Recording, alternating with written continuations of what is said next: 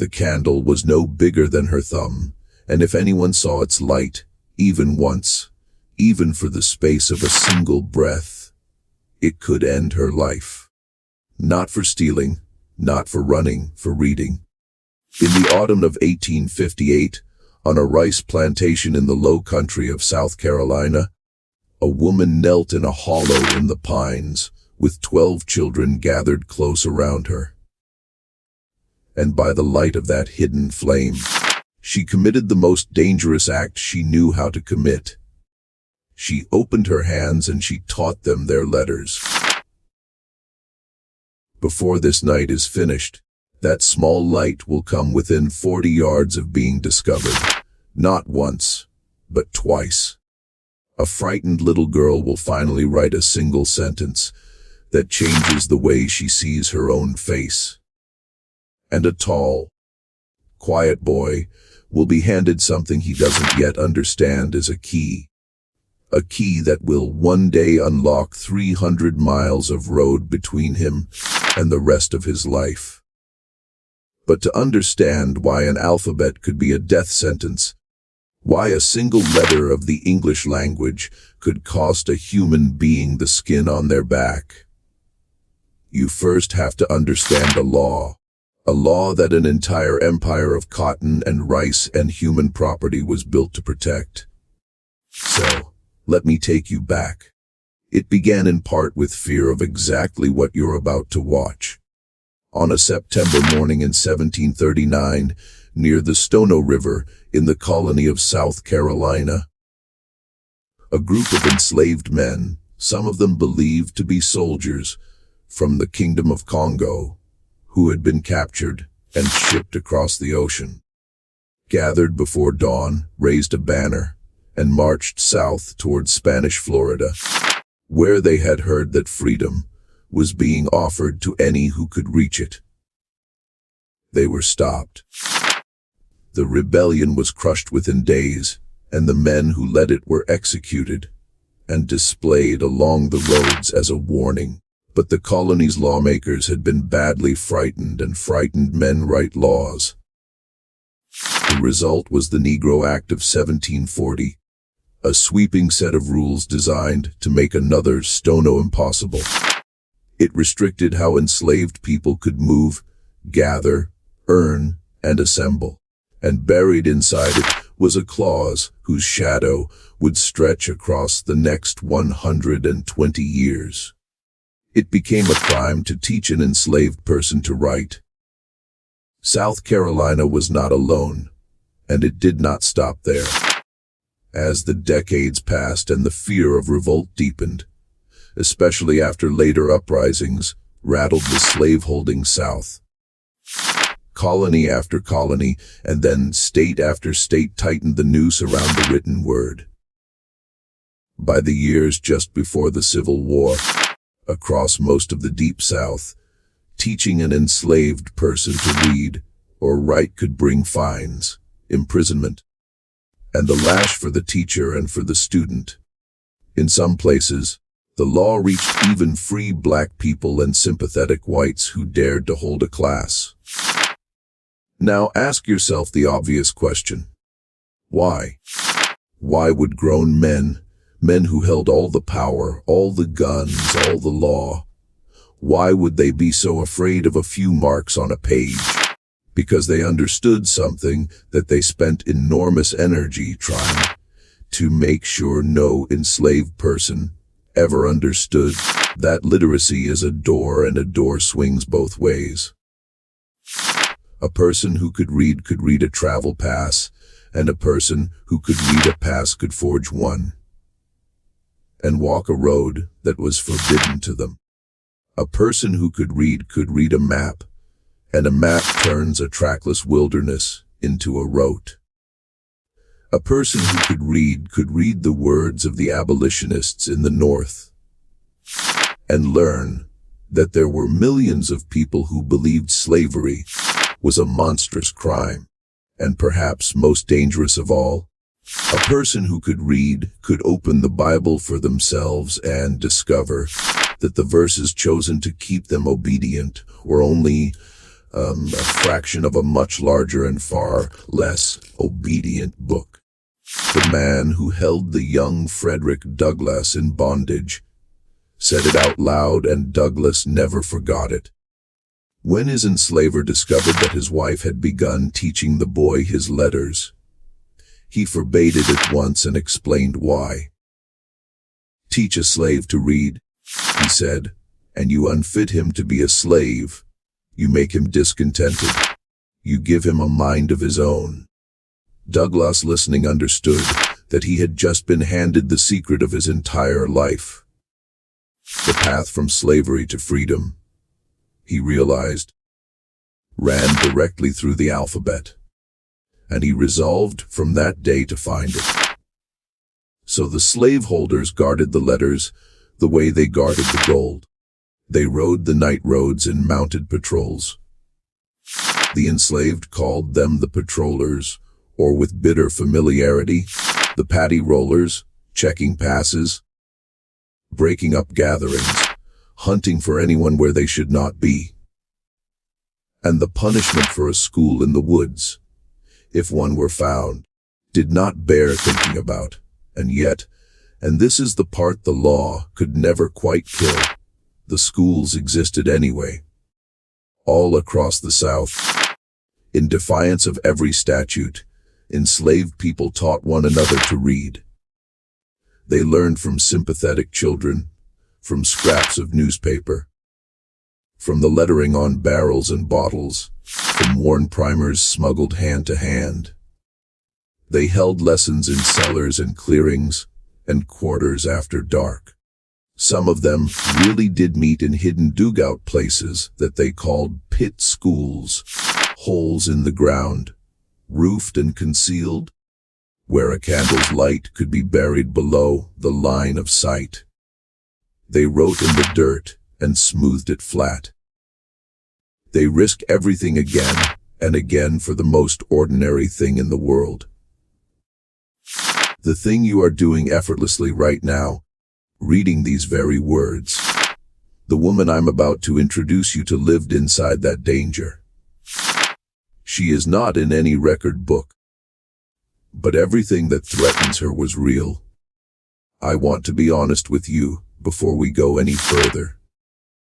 The way I am at the end of every story I tell here, the woman you're about to meet never existed. I made her up.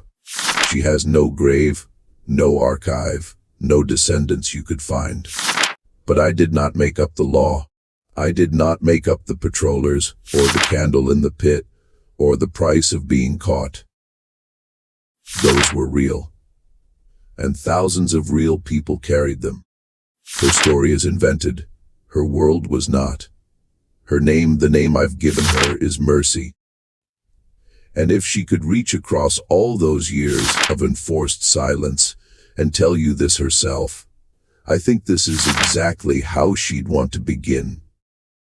The darkness felt like it would stop. I stole the alphabet one letter at a time, and it took me the better part of my childhood to do it. I want you to understand that before anything else, because people who hear what I did later, the school in the pines, the children, the candle, they imagine I was born brave. I wasn't. I was born curious, which is a different thing and far more dangerous, and a great deal harder to whip out of a person. I belonged to a rice planter named Callaway on land that bent along the Petey River, where the water ran brown and slow, and the air in summer was thick enough to chew. I was born in the quarters, and I was meant to die there, and in between I was meant to work, and to obey, and to want nothing that I was not given. That was the whole of the plan that had been made for my life before I ever drew breath. I was property, a thing that could be counted, the way you count cattle or chairs. But here is what the people who counted me never understood. A thing cannot want, and I wanted. The wanting started with the master's youngest daughter, Miss Eleanor. She was 6 years old when I was 9, all ribbons and stubborn questions. And for reasons known only to children, she decided that I was hers. She would drag her little blue primer out to the sewing room, where I sat mending, and she would read me her letters aloud, proud as anything. A is for apple. B is for boy. She had no idea, how could she, that the woman child watching her mouth so carefully was committing just by watching a crime that could have had me sold or scarred. To Eleanor, it was a game. To me, it was the whole sky cracking open and a little light coming through. Handed to me a piece at a time by a child too, young to know she was handing me anything at all. I held those letters in my mouth at night like stones I was afraid to swallow. A, B, C. I didn't know what they were for yet. I only knew they were mine, and that no one had given them to me. And that made them the first thing in my life that was truly entirely my own. After the letters came the words, and the words I had to find for myself, because Eleanor grew up and grew busy and forgot me, the way the people up at the house always eventually did. I found them on the seed jars in the storehouse. Old Calloway labeled everything in his slanting hand. Carrot, turnip, indigo rice, and I would go in on errands and stand longer than I needed to, matching the shapes to the seeds inside, until the shapes stopped being shapes and started being sounds, and the sounds started being things. I found more words on a torn half-page of newspaper that had been used to wrap a fish, and I dried it by the cook fire and read it in pieces over weeks until it fell apart in my hands. I found them on a feed sack, on a medicine bottle, on a wanted notice nailed to a post. And oh, the cold thing it did to me. The first time I sounded out a wanted notice and realized it was describing a man, a living man, the way you'd describe a lost mule. Ran away. Yellow complexion. Scar above the left eye. $20 reward. I understood standing there that reading was not only a door to beautiful things. It was a door to the truth of what I was in their eyes, in their law and their ledgers. And the truth was terrible. And I would rather have the terrible truth than their comfortable lie. That was the day I stopped being a child. I think the day I chose the truth on purpose. There is one more thing I have to tell you before I tell you about the school. Because without it, you will not understand why I did any of it. Why a woman who had safely hidden her secret for years would ever risk it all on a hollow full of children. My mother could not read. She was sold away from me when I was 11, not long after I'd begun stealing my letters off the seed jars. And I never saw her again. And I want to be exact with you about how it happened, because the exactness is the whole point. A trader came up the river road one spring with a coffer behind him. Men and women chained wrist to wrist, and Calloway settled a debt by adding my mother to the line. I was held back by another woman's arms while it happened, and my mother, chained and weeping, being walked away from her only living child down a road she had no power to refuse. My mother turned her head as far as the iron would let her, and she called back to me the only thing she had left to give, which was a place, a name. Charleston, she cried. They're taking me to Charleston, baby. Remember it, Charleston. As though if I could only hold the name of the place, some thread between us might not be cut clean through. I held it. I have held it my whole life. Charleston. But here is the thing that hollowed me out, that I have carried like a stone in my chest from that day to this. My mother did not know how to write it down. She could not leave it for me on a wall, on a scrap, on anything. She could only throw the sound of it back over her shoulder and pray it landed. And then she was gone around the bend in the road, and the sound was all I had. A word with no ground under it. A place I could not find on any map, because I could not yet read a map.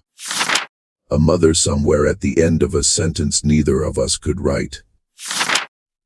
If she could have read, if I could have read then well enough, she might have left me a mark, a direction, something I could have followed or held or sent a word back along. We had no letters between us. We had nothing but a cry in the road, and I swore, standing in the dust, watching the place where she had been, that no child I ever loved would be carried off down a road they could not read, or be unable to leave so much as a single written word behind them for the people who loved them. That is where the school came from, not from courage. From a cough and a name shouted backward, and a daughter who could not yet read at home. By the time I was grown, I could read, not quickly. Not the way I would later teach the bright ones to read, but I could take a page and make it speak. And I had done it entirely in secret, entirely alone, and not one living soul knew. And the thing about a stolen thing, the thing I have learned better than I have ever learned anything else, is this. Once it is inside you, no power on this earth can take it back out. They could sell my body down the river tomorrow. They could lay the lash across my back until I couldn't stand. They could do every cruel thing the law allowed them to do, and the law allowed them nearly everything. But they could not unteach me the alphabet. It was mine. It was the 1 acre of me they did not own. For a long time that was enough. I kept my secret folded up small, and I lived inside the safety of it. Then one autumn I watched a child cry over a basket, and everything changed. Her name was Sarah. She was 7 years old that autumn, and she had been set to sorting rice, pulling the broken grains from the hole. And she had done it wrong because she was 7, and the overseer had cuffed her hard enough to put her on the ground, and she sat there in the dirt with the spilled basket around her. And she did not cry the way a child cries. She cried the way a person cries who has begun to suspect far too young that the world is exactly as small and as hard as it appears to be, and that it has no door in it anywhere, and that she will live and die inside its one cruel room. I knew that cry.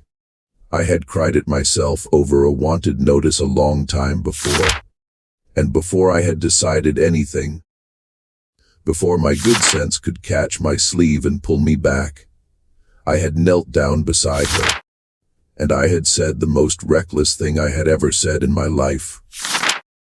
I leaned close to her ear, and under my breath, where not even the wind could carry it, I said, "Little one, would you like to know a secret that is bigger than this whole place?" She looked up at me. Her face was wet and furious, and she said, "Yes." "God forgive me." She said, "Yes." The first school was just the two of us. I knew I couldn't risk the quarters or anywhere near the house or anywhere a person might wander. So I found the hollow, a low place deep in the pines where 2 great trees had fallen across each other years before and roofed over a pocket of earth just deep enough to sit in below the line of the ground. From a few feet away, you'd never know it was there. From the road, you couldn't see it at all.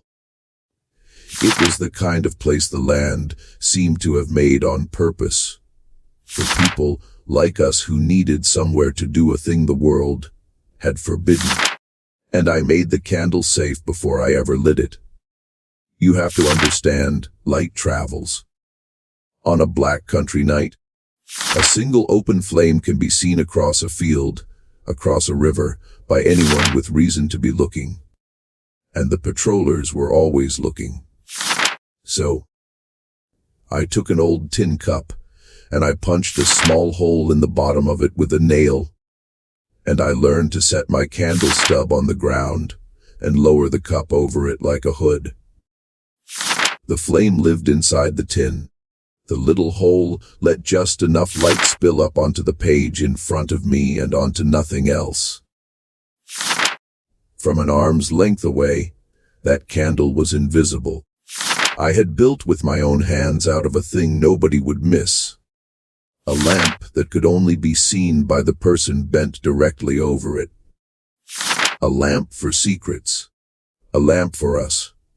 That first night, I traced an S in the smooth dirt with a stick.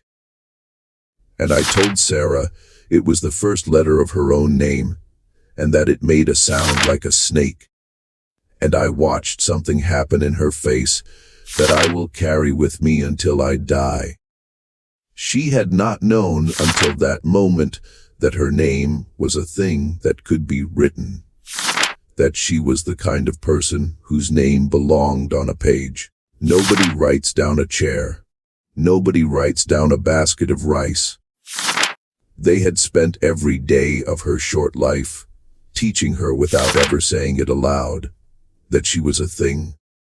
And here was her own name in the dirt in a letter that was hers. Proof in the ground that she was a someone and not a something. She traced it back to me with a finger that shook. S. And then she looked up and the fury was gone out of her face. And in its place was that other thing, that light. The one I have seen come into a person exactly at the moment they discovered that they have an inside, a self that no law, however old, and no man, however cruel, had ever been able to reach. That light is the thing they were really hunting out there on the night roads. Not the letters. Never just the letters. I smoothed the dirt flat over the S before we left, so the ground itself would keep our secret by morning. And Sarah watched me do it and understood without being told. And that the smoothing of the dirt, the leaving of no trace, was the second lesson, and in some ways the more important one. I was not only teaching these children to read, I was teaching them to read and live. The reading was the easy part. Do you understand? Let me ask you to do something small, while Sarah's still kneeling there in the dirt with her one letter.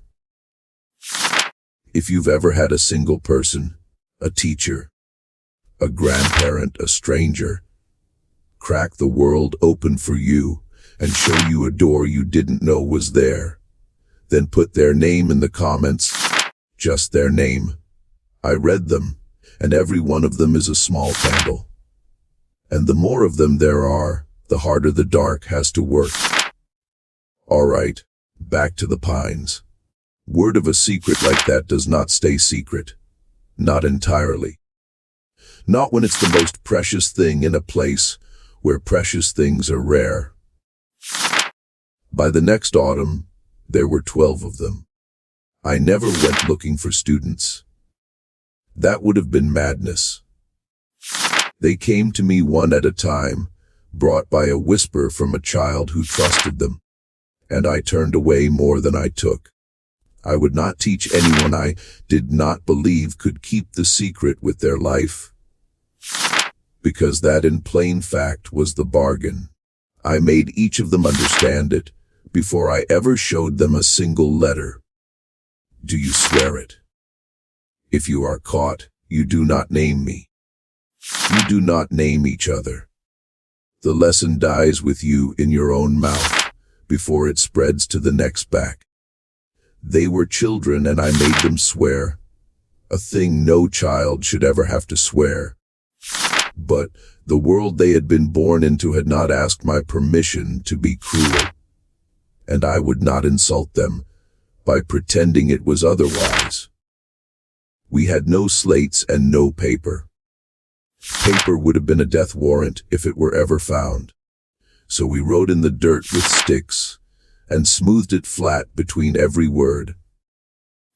And the ground kept our schoolhouse the way the ground keeps everything by swallowing it. I taught them in the smallest voices the human throat can make. I taught them to freeze at a sound the way a rabbit freezes. I had a word for it, roots. And when I breathed roots, they would all go still as fence posts. Because a thing that doesn't move is a thing that doesn't get seen. I taught them the alphabet and then the joining of it, and then the reading of it, and a few of them, not all, but a few, caught fire. Sarah was one. She had come the furthest of any of them in some ways, because she had started the lowest. For the longest time, she wrote every letter backward as often as forward, her S curling the wrong way like a question, her E facing into the wind. The other children, the quick ones, would finish a word and look at her kindly enough. But they would look, and I watched her shrink under it, and I knew that look could undo everything if I let it. So I gave Sarah her own time after the others had gone, 10 stolen minutes more in the dark, just the two of us, the way it had begun. And one night I remember it the way you remember the few nights that turn out to be the hinges your whole life swings on. One night I traced a full sentence in the dirt, the longest I had ever given her, and I asked her to read it back to me. It took her a long time.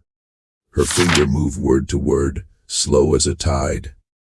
And then she read it whole in one breath, in a voice no louder than a moth's wing. I am not what they say I am. She looked up and read her. I am not a woman who weeps easily. The life I have lived did not leave much room for it, but I had to turn my face into the dark so that a 7-year-old would not see what her own reading had done to me, because she had not just read a sentence. She had read a verdict and overturned it in the same breath. They had told her what she was every day of her life, in 1,000 small ways. And here she was by candlelight in defiance of the law of the land, telling them back no. That is what a sentence can do. That is why they made it a crime. There was one lesson seminarian forgave them that I want to tell you about on its own, because it frightened me more than the patrollers ever did, and because it was the lesson that showed me exactly what we were really doing out there in the dark. On Sundays, a preacher came to the plantation, a white man hired by Calloway, and he gathered us in the yard, and he preached at us. And I want you to understand that his whole sermon every single week was built out of the same handful of verses. Servants, obey your masters. That one over and over turned a dozen ways. Servants, be obedient. He read it to us as though it were the entire Bible, as though God himself had written one book. And that book said only, stay where you are. Do as you're told, and your reward will come in heaven. Never here, never now. I had heard it so many times that I'd stopped hearing it the way you stop hearing a creaking door. But I could read. And one night I brought into the Pines a thing I had taken a terrible risk to get hold of. A few torn pages of an actual Bible smuggled to me through the same quiet channels that moved everything precious among us. I read the children something the Sunday preacher had never once read aloud in that yard. I read them out of the book of Exodus. I read them about a people held in bondage in the land of Egypt, and about how their bondage was not the will of God, but an offense to him. and about how the Lord did not tell those people to obey their masters and wait for heaven. He told them to go. He split the sea so they could walk to their freedom on dry ground. The children sat there in the dark with their mouths open because it had been in the book the whole time. The same book the preacher carried under his arm every Sunday morning. All along between the verses he chose to read us, there had been this other story, this enormous, dangerous, freeing story. And the only reason we had never heard it was that we had never once been allowed to open the book for ourselves. They had not lied to us exactly. They had done something cleverer and crueler than lying. They had handed us a holy book and read us only the one page that kept us still and counted on us, never being able to turn to the next. That was what I gave the children that night. Not just the reading, the turning of the page, the discovery that the people in power had been choosing which words reached us, and that the power to choose your own words back was the most dangerous freedom there was. After that, not one of those children ever heard servants obey your masters the same way again. They knew now that it was a verse a man had picked out on purpose. And a verse a man can pick, another person can learn to read past. I burned those pages too before dawn, but you cannot burn a page out of a child who has already read it. And then there was Eli. Eli was 14. The autumn the school grew to 12. Tall for his age and quiet in the particular way of children who think faster than the people around them, and have learned that it's safer to say little. He had come to me already half-taught. He'd been piecing letters together on his own, the way I once had off of grain sacks and gravestones, and within a season he could read a full page without stopping, smooth as water. Within 2, he was reading things I gave him just to see if they'd slow him down. They never did. I knew what that meant, though Eli didn't. Not yet. I had seen it before in myself. A mind like that does not stay. It can't. You cannot teach a person to read the word freedom and then expect them to go on living inside a fence as though the word means nothing. The reading lights a fire and the fire wants air. And there is no air inside a place like Callaway's. The good ones were always going to leave me. That was not the failure of my teaching. It was the whole entire point of it. But knowing a thing is the point of your work does not make it stop aching when it comes. And every time I looked at Eli reading by the tin candle, his lips moving, his whole face open the way it never was in the daylight, I was already grieving him a little. He was a letter I had written that was going to be carried somewhere. I would never get to go. I started without quite admitting to myself that I was doing it to teach him the things he would need.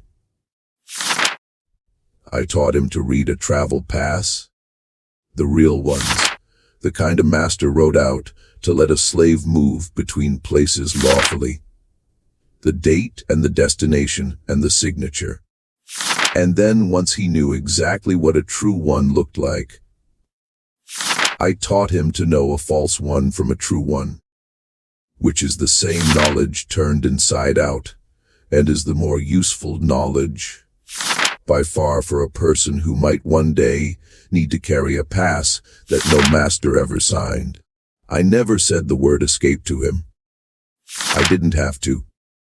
I laid the tools on the ground between us, one by one, and let him understand for himself what they were for. That too was a kind of mercy, the leaving of a door unlocked without ever once telling the boy to walk through it. So that whatever he chose would be his choice and his alone, and no part of it would ever be laid at anyone else's feet if it went wrong. He understood. He understood all of it, and he never once spoke it out loud. And I loved him for that silence more than I could have loved him for any number of words. The first time we were nearly taken, it was the dogs. It was a cold, clear night, the kind where sound carries for miles, and I should have called the lesson off.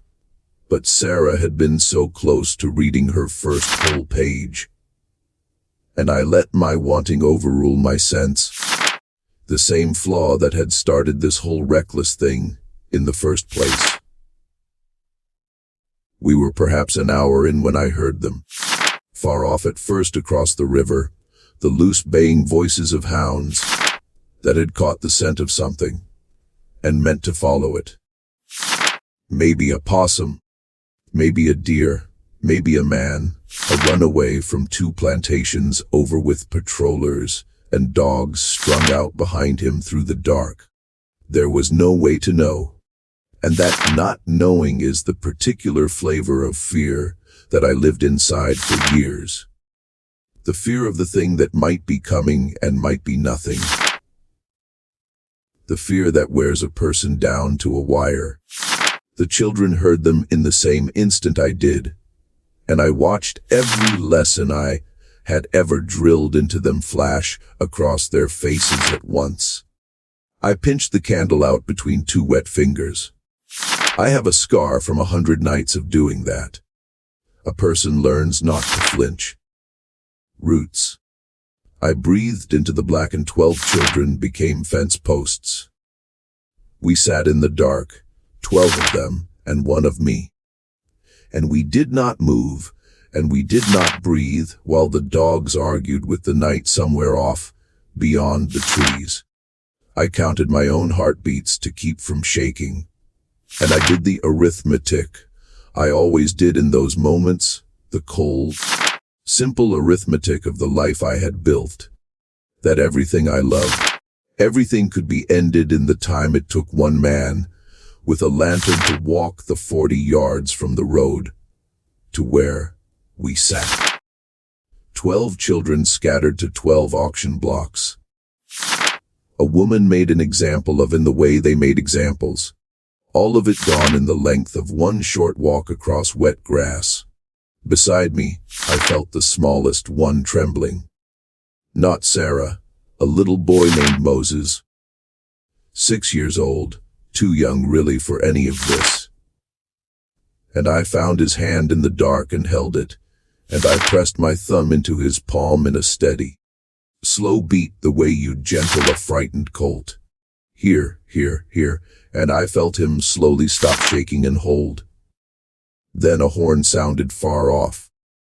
A patroller calling his dogs back to the road.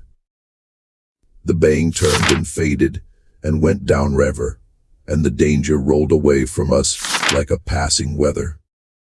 I let out one long breath, and then I did the thing I always did. The thing that mattered more than the lesson. I made us wait a full hour in the cold and the dark and the silence before I let a single child move toward home. Because the fear makes you want to run, and running is exactly how you get seen. The patience was the lesson. The patience was always the lesson. That night, walking Sarah back the long way, she slipped her small hand into mine and said in a voice still thin with fright, "Were you scared?" And I made a choice in that moment that I have never regretted. I told her the truth. "Yes," I said. "I was scared. I am scared most nights. Being brave isn't not being scared, little one. There's no such thing. Being brave is being scared down to your bones and lighting the candle anyway." She was quiet a while. Then she said, "I want to be brave like that." "You already are," I told her. "You came back, didn't you?" "I have not told you yet about the cost. I've been putting it off the way you put off the part of a story that still hurts to touch. But you should know it because there was a cost, and it would be a lie to tell you this tale, as though courage like ours came free. It never came free. It only ever came worth it, which is a different and harder thing. Her name was Hannah, and she was Sarah's mother, and she did not want her daughter in my school. I understood her. God knows I understood her. Hannah had buried 2 children already. One to fever, one sold south before he was 10. Carried off in a coffin and never heard from again. And she had exactly 1 child left in all the world. And I was teaching that child to do the single most dangerous thing a person in our position could do. When she found out, Sarah, glowing, had whispered her secret sentence to her mother one night, unable to hold so much joy alone. Hannah came to me in the dark with her face like a closed door, and she begged me, and then she ordered me to let her girl alone. "You'll get her killed," she said. "They took my boy or sold. You'll get her sold." Mercy, the way they took my boy for letters, for marks in the dirt. Is a mark in the dirt worth my last child? And I had no good answer for her, because she was not wrong. That was the terrible thing. She was not wrong. Everything she feared was real and possible, and some nights likely. I could not promise her safety, because there was no safety to promise. I had nothing to offer her, but the one thing I believed with my whole heart, and so I offered it knowing it might not be enough. "Hannah," I said, "they have already decided what your daughter is. They decided it before she was born. A thing, a tool, property. And every day she lives, this place teaches her to believe it. I can't keep her from the lash. I can't keep her from the block. I wish to God I could, and I can't. But I can keep her from believing them. I can give her a self they can't reach. So that, whatever they do to her body, there is a part of her that stays free, that stays hers all the way to the end. That's all I have. That's the whole of what I'm offering your child. A free place inside her that no one can ever sell."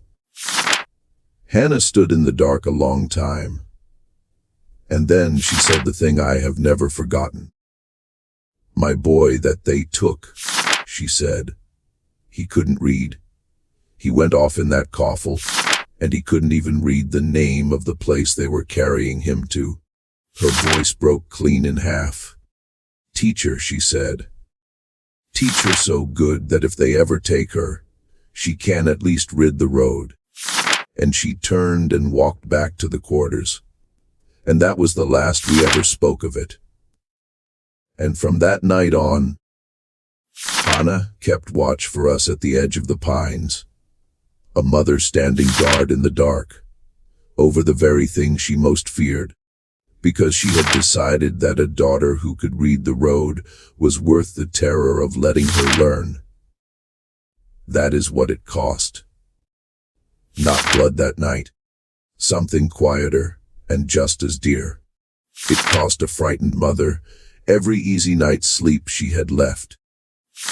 I have known few braver people in my life than Hannah, who was never once in the school, and never learned a single letter, and risked everything she had anyway, standing watch in the dark for other people's children to learn the thing that had cost her her son.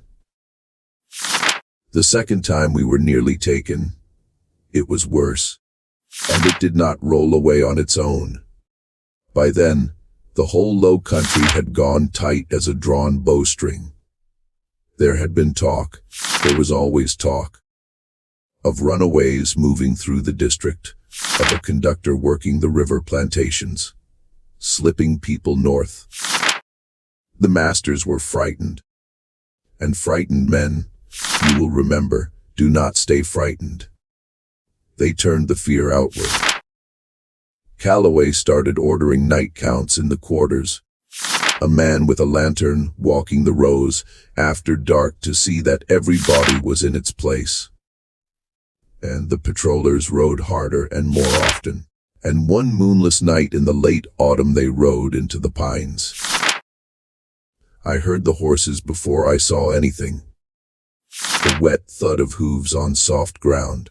More than one coming slow the way men ride when they're searching and not chasing. Too close. Far too close. Closer than the dogs had ever come. They were in the trees. They were in our trees. The lantern swinging, the light sliding between the trunks in long yellow bars. And there was no river between us this time and no horn to call them away. Roots. I breathed, and out went the candle, and the children turned to stone. But this was not like the dogs. The dogs had been a sound in the distance, a fear of a thing that might come near. This was the thing itself. Here now, 40 feet off and closing. Lantern light crawling toward the lip of our hollow. I could hear the men's voices, low and bored and terrible in their boredom. Two of them talking the way men talk when a job is routine. Nothing out here. Boss says check it anyhow. Boss can come check it his own self. And the light came on, swinging, casting the shadows of the pines down into the pit where we crouched. And I understood with a clarity that was almost peaceful, that if even one lantern beam dropped 4 feet lower into the hollow, it was over. All of it. The arithmetic I had done 100 times was about to come due. And then a small hand found my sleeve in the dark. Sarah. And she leaned to my ear, and in a thread of a voice, barely even breath, she gave me back my own lesson. We are roots, she breathed. The night moves, we don't. A 7-year-old steadying me. In the worst moment of all of it. The child I had nearly gotten killed reached up out of the dark and held me still. I have thought about that more than almost anything else in my life. About how the thing you give away comes back to you sometimes. Exactly when you have nothing left of your own. We did not move. We were roots. The lantern swung along the upper edge of the hollow, and the light reached down, and stopped, a hand's breadth above the smooth dirt where Sarah's sentence had been written and erased 100 times. The men turned their horses. Told you nothing. And they rode on out of the pines, slow and bored, never knowing that they had passed within an arm's length of the thing they most feared in all the world. A dozen children who could read. When the last hoofbeat had faded, no one moved for a long, long time. I made us wait 2 full hours that night, the longest of my life. The children dozing against each other in the cold while I watched the dark. And when at last I let them go, I held Sarah back the extra minutes the way I always had. And I looked at her in the faint starlight, this child who had handed me back my own courage when my hands were empty. And I knew the way I'd known about Eli. I knew about Sarah. Only it was a different knowing. Eli was a letter I'd written that would be carried away from me. Sarah was something else. Sarah was the candle itself. Eli left us the following winter. He was 16 by then, and I'd known it was coming the way you know the season's about to turn. By 1,000 small signs no one else would notice, he'd gone quiet in a new way. He'd started asking me questions about the river, about which way it ran, about the distances between towns, careful, idle-sounding questions that were anything but idle. There was a last night, though neither of us said so out loud, because to say so out loud would have been to make it a plan, and a plan is a thing that can be confessed under the lash, and I had taught him better than that. so we never spoke the word. But I knew, and he knew that I knew, and we had our goodbye, the only way two people in our position were permitted to have one, in everything except words. I gave him a final lesson that night, and I made it the simplest one I'd ever given, because the simple things are what you hold on to when you're afraid. I traced 4 words in the dirt and had him read them back, and they were not from any pass or any primer. Watch the drinking gourd. He looked at me. He knew what the drinking gourd was. The cluster of stars the old people called by that name. The one that points the way north. The one that does not move while everything else in the sky wheels around it. I had given him letters for years.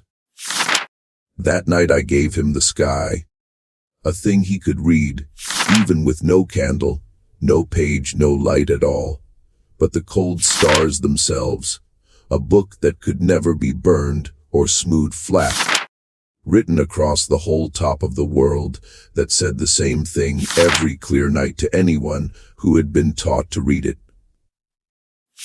This way out. He read the 4 words back to me, and then he did a thing he had never done in all the years I'd taught him.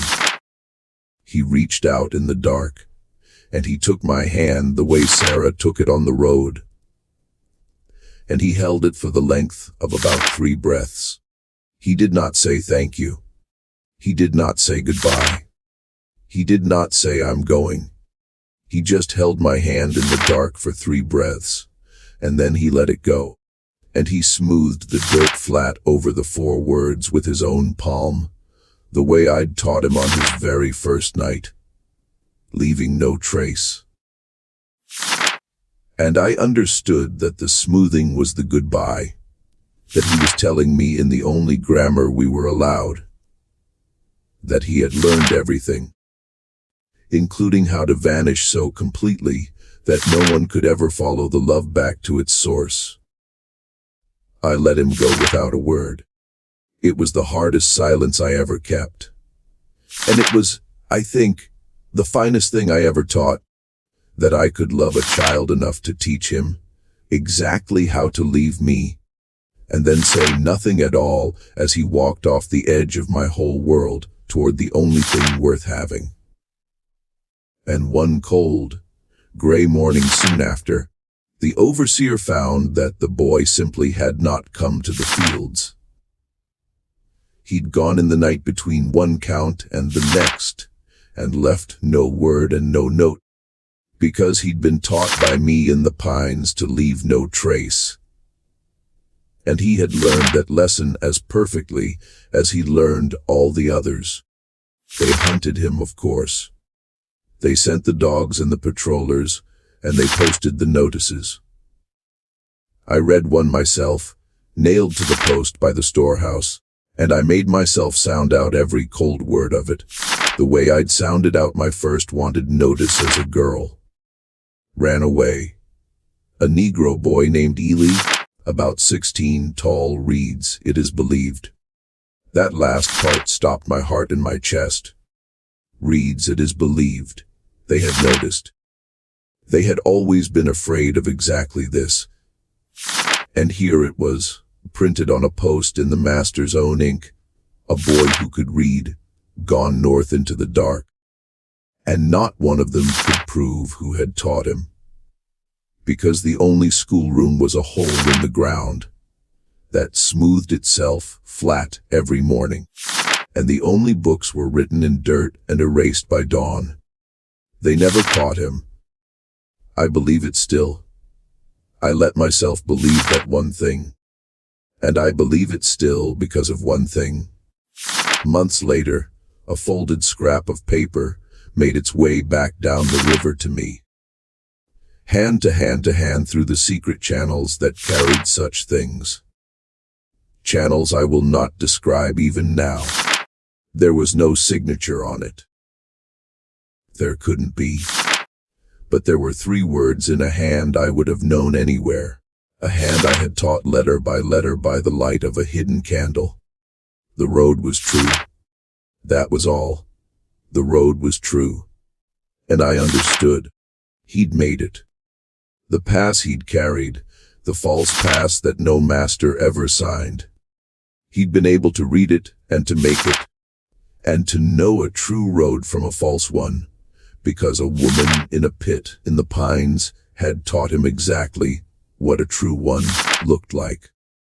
The last lesson I ever gave him had carried him 300 miles to the rest of his life. I burned the scrap of paper the moment I'd read it and smoothed the ashes into the dirt. And I cried for a long time, not from grief, though I would miss him until I died. I cried because it had worked. Because the thing they had made a crime, the thing they'd built 120 years of law to prevent, the thing I had risked everything to do in the dark, it had reached out across 300 miles of slaveholding country and set a child free. The alphabet had done that. 26 letters and a candle that couldn't be seen. That's where I'll leave Mercy. In the dark she chose, smoothing the ashes of a letter into the ground, weeping over a thing that worked. I want to be honest with you one more time. The way she was honest with Sarah on the road that night. Mercy and Ely and Sarah and Hannah are inventions. I made them up. They have no graves you could visit and no names in any ledger, because I gave them their names myself. If that disappoints you, if some part of you was hoping they were real, then sit with that feeling for a moment, because it's pointing you towards something true. They are not real, but they are not false either, because everything that threatened them was real. The law that made the alphabet a crime was real. The patrollers were real.